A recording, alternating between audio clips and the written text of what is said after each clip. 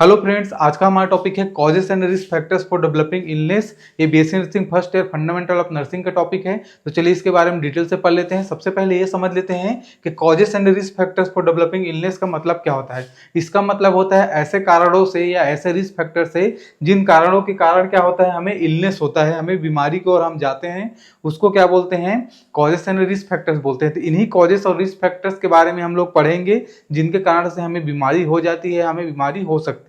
तो चलिए स्टार्ट करते हैं। सबसे पहले ये इलनेस क्या होता है, इसके बारे में इसका डेफिनेशन समझ लेते हैं कि इलनेस क्या होता है।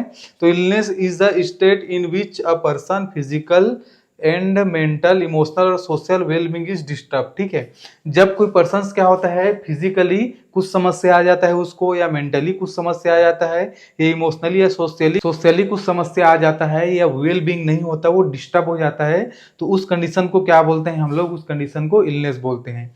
चाहे वो फिजिकली कुछ प्रॉब्लम आ जाए, उसको मेंटली आ जाए, इमोशनली आ जाए, या सोशली कुछ प्रॉब्लम आ जाए, तो कोई भी प्रकार का इनमें से प्रॉब्लम आ रहा है, तब उस कंडीशन को क्या बोलेंगे हम लोग, इलनेस बोलेंगे। अभी किस किस कारणों से आ सकता है, उसको main causes and risk factors of illness के बारे में समझ लेते हैं।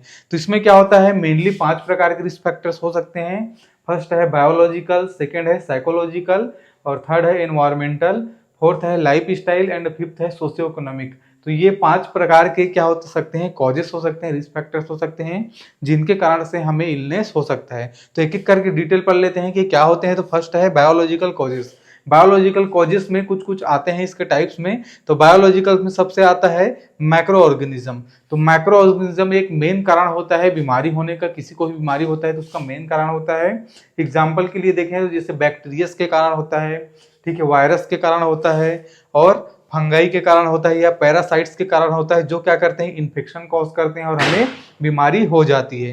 तो ये इसका फर्स्ट हो गया। इसी में क्या आता है, बायोलॉजिकल में जेनेटिक डिसऑर्डर आता है। अभी बायोलॉजिकल का मतलब होता है हमारे बॉडी की इंटरनल बॉडी में जो हो रहा है, ठीक है। तो ये जेनेटिक डिसऑर्डर मतलब कुछ बीमारियां ऐसे होती हैं जो पेरेंट्स से बच्चों में आती है, तो उसको बोलते हैं जेनेटिक डिसऑर्डर। तो कौन कौन सा, जैसे डायबिटीज हो गया, हाइपरटेंशन हो गया, हीमोफीलिया हो गया, तो ये कुछ बीमारियां हैं जो हमें पेरेंट्स से मिल सकती है, जेनेटिक हो सकता है, ठीक है। तो ये भी एक बायोलॉजिकल कॉजेस हो गए। जेनेटिक डिसऑर्डर्स होना क्या होता है, जेनेटिकली आ जाना भी क्या हो गया, बायोलॉजिकल कॉज हो गया। इसमें थर्ड है हार्मोनल इम्बैलेंस। किसी की बॉडी में क्या होता है, हार्मोनल इम्बैलेंस होता है, तब भी बहुत सारी बीमारियां हो जाती है। जो ऑर्गन्स होते हैं हमारे बॉडी के, जो स्पेशल अंग होते हैं, उनमें भी कुछ समस्या आ जाता है, या अच्छे से काम नहीं कर पाते, तब भी क्या हो सकता है, हमें समस्या हो सकती है। तो ये कुछ क्या हो गए, बायोलॉजिकल कॉजेस हो गए। अब सेकंड देख लेते हैं। इसमें सेकंड है साइकोलॉजिकल कॉजेस।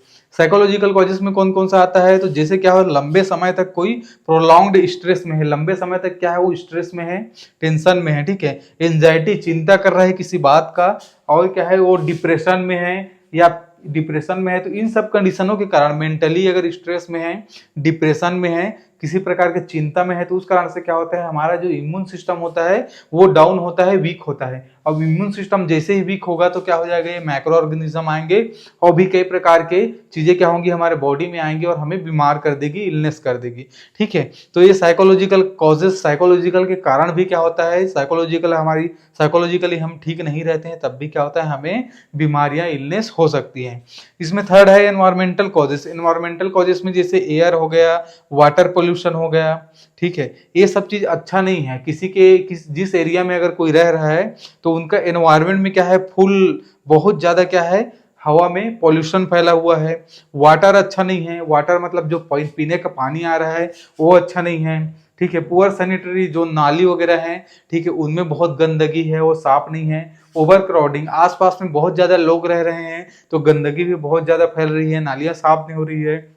तो इन सब कंडीशनों के कारण क्या हो सकता है, इलनेस हो सकता है, बीमारियां हो सकती है। जैसे नाली साफ नहीं है तो वहां से मच्छर आएंगे, मच्छर मलेरिया डेंगू ये सारी चीजें फैलाएंगे।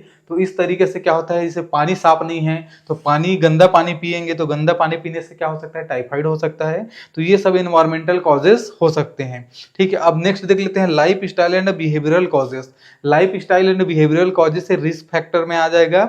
जैसे कि एग्जाम्पल के लिए पुअर डाइट, ठीक है, कोई अच्छे से खाना नहीं खा रहा है या जंक फूड खा रहा है, तो जंक फूड क्या करेगा, मोटापा बढ़ाएगा। अब मोटापा के कारण क्या होगा, फिर बीमारियां पैदा होंगी। तो इस प्रकार से क्या होता है, ये रिस्क फैक्टर में आ जाता है सारी चीजें। पुअर डाइट लेना, लैक ऑफ एक्सरसाइज, कोई एक्सरसाइज नहीं कर रहा है उसके कारण, कोई स्मोकिंग कर रहा है या अल्कोहल कंजप्शन कर रहा है, ठीक है, कोई सिगरेट पी रहा है या शराब पी रहा है, तो इन सब कारण से क्या हो सकता है, बीमारियां हो सकती हैं, हमारे अंदर इलनेस आ सकती है, तो ये सब क्या हो जाएंगे, रिस्क फैक्टर हो जाएंगे। नेक्स्ट है socio economic causes. Socio economic causes का मतलब होता है जैसे poverty lead to the poor nutrition, अगर कोई गरीब है तो वो अच्छा खाना नहीं खा पाएगा, ठीक है, बहुत ज्यादा पुअर कंडीशन है उसका तो वो अच्छे से खाना नहीं खा पाएगा। क्या है, उसके पास पैसे की कमी है, तो पैसे की कमी के कारण क्या होता है, जो अच्छा प्रोटीन रिच डाइट होता है वो सारी चीजें अच्छे से वो नहीं ले पाएगा और हमारा हेल्थ खराब हो सकता है, हम इलनेस की तरफ जा सकते हैं। Lack of health care access, ठीक है, अब पोवर्टी के कारण ही क्या होगा, ठीक है, पैसे नहीं रहेंगे तो हम अच्छे से कोई भी छोटा मोटा बीमारी है या बड़ी बीमारी है तो हमें इलाज करा भी नहीं सकते, इलाज कराने में भी दिक्कत होगा, तो ये भी एक कारण है, ठीक है। लोअर एजुकेशन लेवल में भी कॉज पुअर हेल्थ अवेयरनेस, ठीक है, अब कोई अच्छा एजुकेटेड नहीं है तो ये भी हो सकता है हेल्थ के बारे में अच्छी जानकारी ना रखे, और हेल्थ के बारे में अगर अच्छी जानकारी नहीं है कि कैसे हाथ धो के खाना है, क्या करना है, तो उसमें भी क्या हो सकता है, ये भी एक रिस्क फैक्टर हो सकता है, इससे भी हमारे शरीर को प्रॉब्लम हो सकती है, हम इलनेस की तरफ जा सकते हैं। तो ये रहा friends causes and risk factors for developing illness के बारे में। अगर ये वीडियो आपको अच्छा लगा हो तो वीडियो को लाइक कर दीजिएगा, ऐसे वीडियो और देखने के लिए चैनल को सब्सक्राइब कर दीजिएगा। Thank you so much.